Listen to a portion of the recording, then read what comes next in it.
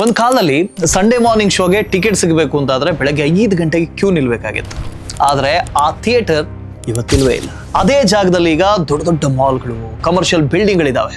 ನೀವು ನಂಬ್ತಿರೋ ಬಿಡ್ತಿರೋ, ಕರ್ನಾಟಕದಲ್ಲಿ ಒಂದು ಕಾಲದಲ್ಲಿ 1300ಕ್ಕೂ ಹೆಚ್ಚು ಸಿಂಗಲ್ ಸ್ಕ್ರೀನ್ ಥಿಯೇಟರ್ಗಳಿದ್ವು. 2022ರಲ್ಲಿ ಈ ಸಂಖ್ಯೆ ಸುಮಾರು 630 ಆಗಿತ್ತು. ಈಗ ಈ ಸಂಖ್ಯೆ 200ಕ್ಕಿಂತಲೂ ಕಮ್ಮಿ ಇದೆ.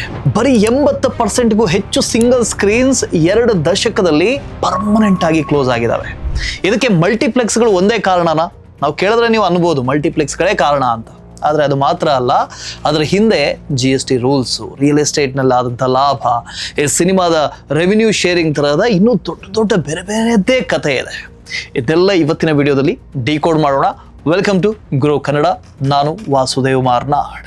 ಮೊದಲು ಸಿಂಗಲ್ ಸ್ಕ್ರೀನ್ ಒಂದು ಕಾಲದಲ್ಲಿ ಎಷ್ಟು ಪವರ್ಫುಲ್ ಆಗಿತ್ತು ಅನ್ನೋದನ್ನು ನೋಡೋಣ. ಆಗ ನಿಮಗೆ ಈ ಬಿಸ್ನೆಸ್ ಎಷ್ಟು ಸ್ಟ್ರಾಂಗ್ ಆಗಿತ್ತು ಅನ್ನೋದು ಗೊತ್ತಾಗುತ್ತೆ. 80s 90sನಲ್ಲಿ ಸಿಂಗಲ್ ಸ್ಕ್ರೀನ್ ಅಂದರೆ ಬರೀ ಥಿಯೇಟರ್ ಮಾತ್ರ ಆಗಿರಲಿಲ್ಲ, ಅದೊಂದು ರೀತಿ ಈ ಕಮ್ಯುನಿಟಿ ಇವೆಂಟ್ ಥರ ಇರ್ತಾ ಇತ್ತು. ಕಮ್ಯುನಿಟಿ ಇವೆಂಟ್ ಥರ ಒಳ್ಳೆ ಸಿನಿಮಾ ಬಂದರೆ ಬೆಳಗ್ಗೆ 4 ಗಂಟೆಯಿಂದ ಟಿಕೆಟ್ಗೆ ಕ್ಯೂ ನಿಲ್ತಾ ಇದ್ರು. ಗಾಂಧಿ ಕ್ಲಾಸ್, ಬಾಲ್ಕನಿ ಅಂತ ಒಂದು ಇಡೀ ಕಲ್ಚರ್ ಅದರ ಸುತ್ತ ಬೆಳೆತಿರ್ತಿತ್ತು. ಒಂದು ಕಾಲದಲ್ಲಿ ಬೆಂಗಳೂರಿನ ಗಾಂಧಿನಗರ ಅತಿ ಹೆಚ್ಚಿನ ಥಿಯೇಟರ್ಗಳನ್ನು ಹೊಂದಿದ್ದಂಥ ಒಂದು ಜಾಗ. ಪೀಕ್ ಟೈಮ್ನಲ್ಲಿ ಇಲ್ಲಿ 24 ಥಿಯೇಟರ್ಗಳಿದ್ವು. ಅಭಿನಯ್ ಅಂತೆ, ಕಪಾಲಿ, ಕೆಂಪೇಗೌಡ, ಮೆಜೆಸ್ಟಿಕ್, ಮೇನಕ, ಪ್ರಶಾಂತ್, ತ್ರಿವೇಣಿ, ಸಪ್ನ, ಹೀಗೆ. ಇವತ್ತು ಆ ಸಂಖ್ಯೆ ಬರೀ 15ಕ್ಕೆ ಇಳಿದಿದೆ.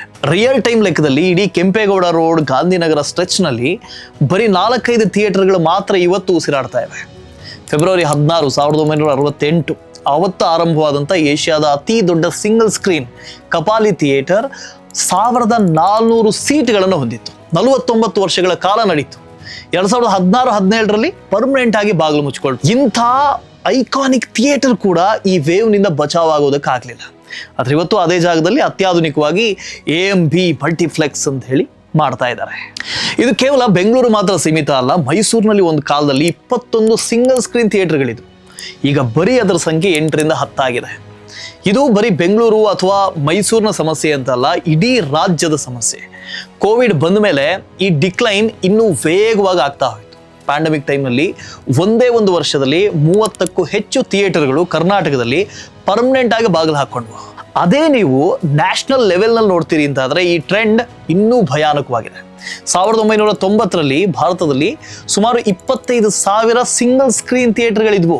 ಈಗ ಆ ಸಂಖ್ಯೆ 6,000ಕ್ಕೆ ಕುಸಿದಿದೆ. ಅಂದರೆ ಭಾರತದ ಪ್ರತಿ 4ರಲ್ಲಿ 3 ಸಿಂಗಲ್ ಸ್ಕ್ರೀನ್ ಥಿಯೇಟರ್ಗಳು ಪರ್ಮನೆಂಟ್ ಆಗಿ ಮಾಯ ಆಗಿ ಹೋಗಿದೆ. ಇದೆಲ್ಲದಕ್ಕೂ ಅಸಲಿ ಕಾರಣ ಏನು ಅಂತ ನೋಡಿದ್ರೆ ಟ್ಯಾಕ್ಸೇಷನ್ ಒಂದು ಪ್ರಮುಖ ಕಾರಣ ಅಂತ ಅನಿಸುತ್ತೆ. 2017ರಲ್ಲಿ GST ಜಾರಿಗೆ ಬಂತು. ಕನ್ನಡ ಫಿಲ್ಮ್ಸ್ ಒಂದು ಕಾಲದಲ್ಲಿ 30% ಸ್ಟೇಟ್ ಎಂಟರ್ಟೈನ್ಮೆಂಟ್ ಟ್ಯಾಕ್ಸ್ನಿಂದ ಎಕ್ಸೆಂಪ್ಟ್ ಪಡ್ಕೊಂಡಿತ್ತು. ಈ ಹೊಸ ಟ್ಯಾಕ್ಸ್ ಸಿಸ್ಟಮ್ ಬಂದ ಮೇಲೆ ಈ ಎಕ್ಸೆಂಪ್ಷನ್ ಏನಿತ್ತು ಅದು ಹೋಯಿತು.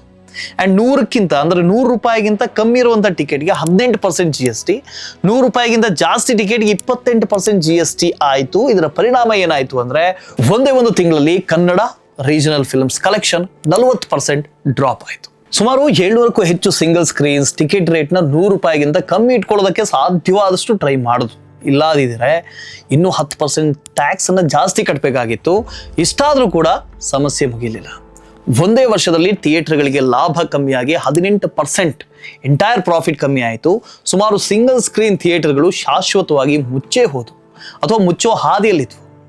ಕೊಪ್ಪಳದ ಹಿಮಾಲಯ ಥಿಯೇಟರ್, ಮಂಗಳೂರಿನ ಸೆಂಟ್ರಲ್ ಥಿಯೇಟರ್, ಶಿವಮೊಗ್ಗದಲ್ಲಿ ವಿನಾಯಕ ಥಿಯೇಟರ್ ಇವೆಲ್ಲವೂ ಕೂಡ ಒಂದು ಕಾಲದಲ್ಲಿ ಪಾಪ್ಯುಲರ್ ಥಿಯೇಟರ್ಗಳಾಗಿತ್ತು.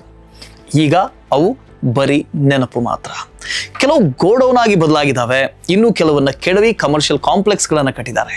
2025ರಲ್ಲಿ GST 2.0 ರಿಫಾರ್ಮ್ ಬಂತು. 100ಕ್ಕಿಂತ ಕಮ್ಮಿ ಟಿಕೆಟ್ಗೆ 5% GST ಅಂತ ಮಾಡಿದ್ರು. ಆದರೆ ಎಕ್ಸ್ಪರ್ಟ್ಸ್ ಹೇಳೋ ಪ್ರಕಾರ ಇದರಿಂದ ಆದಂಥ ರಿಯಲ್ ಇಂಪ್ಯಾಕ್ಟ್ ತುಂಬ ಕಮ್ಮಿ ಅಂತ. ಯಾಕೆಂದರೆ ₹100 ಟಿಕೆಟ್ ಆಲ್ಮೋಸ್ಟ್ ಎಲ್ಲೂ ಇಲ್ವೇ ಇಲ್ಲ ಬಿಡಿ.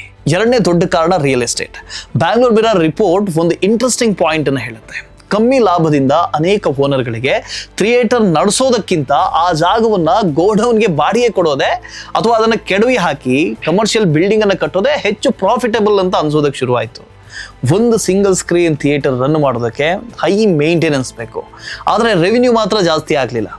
ಅದೇ ಲ್ಯಾಂಡ್ ವ್ಯಾಲ್ಯೂ ಪ್ರತಿ ವರ್ಷ ಜಾಸ್ತಿ ಆಗ್ತಾನೆ ಹೋಯಿತು. ಈ ಲೆಕ್ಕ ಸುಲಭ. ಇಷ್ಟು ಖರ್ಚು ಮಾಡಿ ಲಾಸ್ ಮಾಡ್ಕೊಳ್ಳೋದಕ್ಕಿಂತ ಥಿಯೇಟರ್ ಲ್ಯಾಂಡನ್ನು ಮಾರೋದೇ ಬೆಟರ್ ಬಿಸ್ನೆಸ್ ಅಂತ ಅನಿಸುತ್ತೆ. ಹಾಗೆ ಅನ್ನಿಸ್ತು ಕೂಡ. ಇನ್ನೊಂದು ಇಂಟ್ರೆಸ್ಟಿಂಗ್ ಆಂಗಲ್ ಏನು ಅಂದರೆ ಟಿಕೆಟ್ ಪ್ರೈಸಿಂಗ್ ರೆಗ್ಯುಲೇಷನ್. 2025ರಲ್ಲಿ Karnataka government general public interest ಅಂತ ಹೇಳಿ ಒಂದು ₹200 ಪ್ರೈಸ್ ಕ್ಯಾಪ್ ಅನ್ನ ಜಾರಿ ಮಾಡಿತು. ಆದರೆ ಇದು ಸಿಂಗಲ್ ಸ್ಕ್ರೀನ್ಸ್ ಮತ್ತು ಮಲ್ಟಿಪ್ಲೆಕ್ಸ್ ಎರಡಕ್ಕೂ ಅಪ್ಲೈ ಆಗಿತ್ತು. ಅಂಡ್ ಕರ್ನಾಟಕ ಹೈಕೋರ್ಟ್ ಒಂದೇ ವಾರದಲ್ಲಿ ಈ ಕ್ಯಾಪ್ಗೆ ಸ್ಟೇ ಅನ್ನು ಕೂಡ ಕೊಡ್ತು. ಈ ಥಿಯೇಟರ್ಗಳು ಡೈನಮಿಕ್ ಪ್ರೈಸಿಂಗ್ಗೆ ಮತ್ತೆ ಹಿಂತಿರುಗಿತು. ಈ back and fourth policy uncertainty ಕೂಡ ಥಿಯೇಟರ್ ಓನರ್ಗೆ ಒಂದು ದೊಡ್ಡ ತಲೆನೋವಾಯಿತು. ಆದರೆ ಇದರಲ್ಲಿ ಇನ್ನೂ ಒಂದು ದೊಡ್ಡ ಕಾರಣ ಇದೆ, ಅದು ಕಂಟೆಂಟ್ ಓವರ್ ಸಪ್ಲೈ. ನಮ್ಮ ಸ್ಯಾಂಡಲ್ವುಡ್ನಲ್ಲಿ ಪ್ರತಿ ವರ್ಷ 100ಕ್ಕೂ ಹೆಚ್ಚು ಸಿನಿಮಾಗಳು ರಿಲೀಸ್ ಆಗ್ತವೆ. ಆದರೆ ಇದರಲ್ಲಿ ಬರೀ 5 ಸಿನಿಮಾಗಳು ಮಾತ್ರ ಪ್ರಾಫಿಟ್ ಗಳಿಸುತ್ತೆ, ಅದು ಕೂಡ ಒಂದು ವರ್ಷದಲ್ಲಿ. ನೀವು ನಂಬ್ತಿರೋ ಬಿಡ್ತಿರೋ, ಇವತ್ತಿಗೂ ರಿಲೀಸ್ ಆಗೋ ಪ್ರತಿ 10 ಸಿನಿಮಾಗಳಲ್ಲಿ ಬರೀ 1 ಸಿನಿಮಾ ಮಾತ್ರ ಬ್ರೇಕ್ ಇವನ್ ಆಗುತ್ತೆ ಅನ್ನೋ ಎಸ್ಟಿಮೇಟ್ ಇದೆ. ಹಾಗಾದ್ರೆ ನಿಜಕ್ಕೂ ಒಂದು ಸಿನಿಮಾ ದುಡ್ಡು ಮಾಡೋದು ಹೇಗೆ? ನಿಮ್ಗನ್ಸ್ಬೋದು ಒಂದು ಸಿನಿಮಾ ಮಾಡಿದ ತಕ್ಷಣನೇ ಕೋಟಿ ದುಡ್ಡು ಬಂದ್ಬಿಡುತ್ತೆ ಅಂತ. ಹಾಗಾಗೋದಿಲ್ಲ. ಹಾಗಾದ್ರೆ ನಿಜಕ್ಕೂ ಒಂದು ಸಿನಿಮಾ ದುಡ್ಡು ಮಾಡೋದು ಹೇಗೆ ಹೇಳ್ತೀನಿ ಬನ್ನಿ. ಒಂದು ಕನ್ನಡ ಸಿನಿಮಾ ಟಿಕೆಟ್ ಕೌಂಟರ್ನಲ್ಲಿ 1 ಕೋಟಿ ಮಾಡಿದ್ರೆ ಪ್ರೊಡ್ಯೂಸರ್ಗೆ ಅದರಲ್ಲಿ ಸಿಗೋದು ಒಂದು ಸ್ಮಾಲ್ ಅಮೌಂಟ್ ಮಾತ್ರ. ಪೂರ್ತಿ 1 ಕೋಟಿ ಪ್ರೊಡ್ಯೂಸರ್ಗೆ ಹೋಗೋದಿಲ್ಲ. ಫಾರ್ ಎಕ್ಸಾಂಪಲ್, ಒಂದು ಸಿನಿಮಾ 1 ಕೋಟಿ ಬಾಕ್ಸ್ ಆಫೀಸ್ ಕಲೆಕ್ಷನ್ ಮಾಡಿದೆ ಅಂತ ತಗೊಂಡ್ರೆ ಅದರಲ್ಲಿ 15 ಲಕ್ಷ ತೆರಿಗೆ ಮತ್ತು ಶುಲ್ಕಗಳು ಅಂತ ಖರ್ಚಾಗತ್ತೆ. ಅದರಲ್ಲಿ GST. ₹100 ಒಳಗೆ ಟಿಕೆಟ್ ಇದ್ರೆ ಅದಕ್ಕೆ 12%, ₹100ಗಿಂತ ಹೆಚ್ಚು ಟಿಕೆಟ್ ಆದರೆ 18%, ಪ್ಲಸ್ ಸ್ಥಳೀಯ ಶುಲ್ಕಗಳು. ಅಲ್ಲಿಗೆ ನೆಟ್ ಕಲೆಕ್ಷನ್ ಎಷ್ಟಾಯಿತು? 1 ಕೋಟಿಯಿಂದ 15 ಲಕ್ಷ ತೆಗೆರಿ 85 ಲಕ್ಷ ಆಯಿತು. ಇದರಲ್ಲಿ 50% ಅಂತ ಥಿಯೇಟರ್ ಪಾಲು, ಅಂದ್ರೆ ಉಳಿದಿದ್ದೆಷ್ಟು? 42,50,000. ಅದರಲ್ಲಿ ಡಿಸ್ಟ್ರಿಬ್ಯೂಟರ್ಸ್ ಅಂದ್ರೆ ಥಿಯೇಟರ್ಗಳಿಗೆ ಫಿಲಮ್ಸ್ ಅನ್ನ ಕಳಿಸೋರು, ಅದಕ್ಕೆ ಕಮಿಷನ್ ಅಂತ ತಗೋತಾರೆ. ನಾರ್ಮಲಿ ಪ್ರೊಡ್ಯೂಸರ್ನ ನೆಟ್ ಇನ್ಕಮ್ನ ನಿವ್ವಳ 10% ಅಂತ ಇರುತ್ತೆ, ಅಂದ್ರೆ 4,25,000. ಅಲ್ಲಿಗೆ ಪ್ರೊಡ್ಯೂಸರ್ ಪಡೆಯೋ ಹಣ ಎಷ್ಟು? 1 ಕೋಟಿಲಿ 38,25,000. ಈಗ ಬೆಂಗಳೂರಿನ ಮಲ್ಟಿಪ್ಲೆಕ್ಸ್ಗಳು ಸಾಮಾನ್ಯವಾಗಿ ಸ್ಲೈಡಿಂಗ್ ಸ್ಕೇಲ್ನಲ್ಲಿ ಕೆಲಸ ಮಾಡ್ತಾ ಇದ್ದಾವೆ. ಅಂದರೆ ಫಸ್ಟ್ ವೀಕಲ್ಲಿ ಪ್ರೊಡ್ಯೂಸರ್ ಡಿಸ್ಟ್ರಿಬ್ಯೂಟರ್ಗೆ ಟೋಟಲ್ ಕಲೆಕ್ಷನ್ನ 50% ಸಿಗುತ್ತೆ. ಅದೇ 2ನೇ ವಾರಕ್ಕೆ ಬಂದಾಗ ಅದೆಲ್ಲಾದರೂ ಕಂಟಿನ್ಯೂ ಆದರೆ ಆ ಸಿನಿಮಾ ಆ ಶೇರ್ 40% ಇಳಿಯುತ್ತೆ. 3ನೇ ವಾರಕ್ಕೆ ಹೋದಾಗ 30% ಇಳಿಯುತ್ತೆ. ಅದೇ ಸಿಂಗಲ್ ಸ್ಕ್ರೀನ್ ಥಿಯೇಟರ್ ಕನ್ವೆನ್ಷನಲ್ ಆಗಿ ಫಿಕ್ಸ್ಡ್ ವೀಕ್ಲಿ ರೆಂಟಲ್ ಆಧಾರದ ಮೇಲೆ ಕಾರ್ಯನಿರ್ವಹಿಸುತ್ತೆ. ಅಂದರೆ ಚಿತ್ರದ ಗಳಿಕೆ, ಚಿತ್ರ ಎಷ್ಟು ಕಲೆಕ್ಷನ್ ಮಾಡುತ್ತಲ್ಲ, ಫಿಲ್ಮ್ ಎಷ್ಟು ಕಲೆಕ್ಷನ್ ಮಾಡುತ್ತಲ್ಲ, ಅದು ಎಷ್ಟೇ ಇದ್ರೂ ಕೂಡ ಪ್ರದರ್ಶಕರು, ಸಿನಿಮಾ ತೋರಿಸೋರು ಫಿಲಮ್ ಸ್ಕ್ರೀನ್ ಮಾಡೋದಕ್ಕೆ ಒಂದು ಫಿಕ್ಸೆಡ್ ಪ್ರೈಸ್ ಅನ್ನ ಪಾವತಿಸಬೇಕು. ಆದರೆ ನಿಮಗೆ ಗೊತ್ತು, ಆಡಿಯನ್ಸ್ ಕಮ್ಮಿ ಬರ್ತಾರೆ, ಥಿಯೇಟರ್ಗೆ ಬರೋರೇ ಕಮ್ಮಿ. ಸೊ ಆ ಕೊರತೆಯಿಂದ ಉಳ್ಕೊಳ್ಳೋದಕ್ಕೆ ಅವರು ಹೆಚ್ಚಾಗಿ ಪರ್ಸೆಂಟೇಜ್ ಬೇಸ್ಡ್ ರೆವಿನ್ಯೂ ಶೇರಿಂಗ್ ಇರಲಿ ಅಂತ ಪ್ರೆಷರ್ ಕ್ರಿಯೇಟ್ ಮಾಡ್ತಾರೆ. ಅದೇ ತುಂಬಾ ಸಿನಿಮಾಗಳು ಒಂದೇ ತಿಂಗಳಲ್ಲಿ ರಿಲೀಸ್ ಆದರೆ, ಸೊ ಸಿಂಗಲ್ ಸ್ಕ್ರೀನ್ಸ್ಗೆ ಒಂದು ಫಿಲ್ಮ್ಗೆ ಸ್ಕ್ರೀನ್ ಸಿಗುವಂಥ ಟೈಮ್ ಕಮ್ಮಿ ಆಗುತ್ತೆ. ಒಂದೇ ತಿಂಗಳಲ್ಲಿ ಫಿಲ್ಮ್ಸ್ ಥಿಯೇಟರ್ಗಾಗಿ ಸ್ಪರ್ಧೆ ಮಾಡುವಂಥ ಪರಿಸ್ಥಿತಿ ಸಾಮಾನ್ಯವಾಗಿಬಿಡುತ್ತೆ. ಇದರಿಂದ ಡಿಸ್ಟ್ರಿಬ್ಯೂಟರ್ಗೆ ಸಿಂಗಲ್ ಸ್ಕ್ರೀನ್ ಲೀಸ್ಗೆ ತೆಗೆದುಕೊಳ್ಳೋದೆ ಒಂದು ಅನ್ಪ್ರಾಫಿಟೇಬಲ್ ಅನ್ಸೋದಕ್ಕೆ ಶುರುವಾಗುತ್ತೆ. ಇನ್ನೊಂದು ಆಂಗಲ್ ಅಲ್ಲಿ ನೋಡಿದ್ರೆ ಬಿಗ್ ಸ್ಟಾರ್ ಫಿಲ್ಮ್ಸ್ ಆಗಾಗ ಬಂದರೆ ಸಿಂಗಲ್ ಸ್ಕ್ರೀನ್ಗೆ ಹಿಟ್ ಜಾಸ್ತಿ ಆಗುತ್ತೆ. ಆದರೆ ಈಗ ಆ ಫ್ರೀಕ್ವೆನ್ಸಿ ಕಮ್ಮಿ ಆಗಿದೆ. ಆ್ಯಂಡ್ ಇಂಡಸ್ಟ್ರಿ ಇನ್ಸೈಡರ್ಸ್ ಏನು ಹೇಳುತ್ತೆ ಗೊತ್ತಾ, ಈ ಟಾಪ್ ಸ್ಟಾರ್ಸ್ ಕೂಡ ಈ ಸಿಂಗಲ್ ಸ್ಕ್ರೀನ್ನ ಇವತ್ತಿನ ಪರಿಸ್ಥಿತಿಗೆ ಅಷ್ಟೇ ರೆಸ್ಪಾನ್ಸಿಬಲ್ ಅಂತ.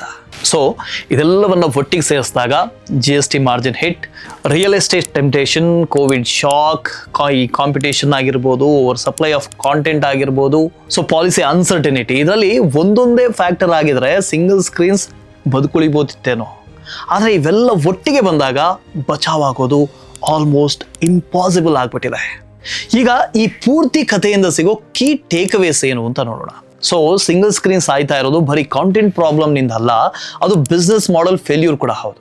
High fixed cost, low differentiation, no upgrade capital, ಈ ಥರದ್ದು. ಇನ್ನು GSTಯಲ್ಲಿನ ಒಂದು ಪಾಲಿಸಿ ಚೇಂಜ್ ಕೂಡ ಒಂದು ಇಡೀ ಇಂಡಸ್ಟ್ರಿಯ ಮಾರ್ಜಿನ್ ಸ್ಟ್ರಕ್ಚರ್ ಪರ್ಮನೆಂಟ್ ಆಗಿ ಬದಲಾಯಿಸ್ಬಿಡ್ಬೋದು. ಜೊತೆಗೆ ರಿಯಲ್ ಎಸ್ಟೇಟ್ ವ್ಯಾಲ್ಯೂ ಜಾಸ್ತಿ ಆದಷ್ಟು ಲ್ಯಾಂಡ್ ಮಾರುವಂಥ ಟೆಂಪ್ಟೇಷನ್ ಥಿಯೇಟರ್ ನಡೆಸೋದಕ್ಕಿಂತ ಹೆಚ್ಚಾಗ್ತಾ ಹೋಗಿದೆ. ಇಷ್ಟು ಮಾತ್ರನಾ, ಕೋವಿಡ್ ಒಂದು ಟರ್ನಿಂಗ್ ಪಾಯಿಂಟ್. ಈಗಲೂ ಚೇತರಿಸ್ಕೊಳ್ಳೋದಕ್ಕೆ ಥಿಯೇಟರ್ಗಳಿಗೆ ಆಗದೆ ಶಾಶ್ವತವಾಗಿ ಬೀಗ ಹಾಕುವಂಥ ಪರಿಸ್ಥಿತಿ ಬಂದಿದೆ. OTT and multiplex combination single ಸ್ಕ್ರೀನ್ಗೆ ಮರ್ಮಾಘಾತವನ್ನೇ ಕೊಟ್ಟಿದೆ. ಕಾಂಟೆಂಟ್ ಓವರ್ ಸಪ್ಲೈ, ಹೆಚ್ಚು ಸಿನಿಮಾಗಳು, ಕಮ್ಮಿ ಪ್ರಾಫಿಟೇಬಲ್ ಫಿಲಮ್ಸ್ ಥಿಯೇಟರ್ಗೆ ಸಸ್ಟೈನೇಬಲ್ ರೆವಿನ್ಯೂ ಮಾಡೆಲ್ ಕಟ್ಟುವುದಕ್ಕೆ ಕಷ್ಟ ಮಾಡ್ತಾ ಇದೆ. ಪಾಲಿಸಿಲಿ ಇನ್ಕನ್ಸಿಸ್ಟೆನ್ಸಿ, ಇದು ಥಿಯೇಟರ್ ಓನರ್ಸ್ಗೆ ಇನ್ವೆಸ್ಟ್ಮೆಂಟ್ ಡಿಸಿಷನ್ಗೆ ಕಾನ್ಫಿಡೆನ್ಸ್ ಅನ್ನೇ ಕೊಡ್ತಾ ಇಲ್ಲ. ಸೊ ಎಲ್ಲ ಕಾರಣಗಳಿಂದ ಒಂದು ಕಾಲಕ್ಕೆ ಚಿನ್ನದಂತಿದ್ದಂಥ ಬೆಳ್ಳಿ ತೆರೆಗಳು ಈಗ ಅವಸಾನದ ಅಂಚಿನಲ್ಲಿದೆ. ಸೊ ಇವತ್ತಿನ ವಿಡಿಯೋನಲ್ಲಿ ಥಿಯೇಟರ್ಗಳ ಬಿಸ್ನೆಸ್ ಹೇಗೆ ವರ್ಕ್ ಆಗುತ್ತೆ, ಸಿಂಗಲ್ ಸ್ಕ್ರೀನ್ ಥಿಯೇಟರ್ಗಳು ಯಾಕೆ ಮುಚ್ತಾ ಇದಾವೆ ಅನ್ನೋದನ್ನ ಡೀಟೇಲ್ ಆಗಿ ನೋಡಿದೀವಿ. ಮುಂದಿನ ಎಪಿಸೋಡ್ನಲ್ಲಿ ಇನ್ನೊಂದು ಬಿಸ್ನೆಸ್ ಬ್ರೇಕ್ ಡೌನ್ ಅನ್ನು ಮಾಡೋಣ. ನಾನು Vasudev Marnad, signing off from grow.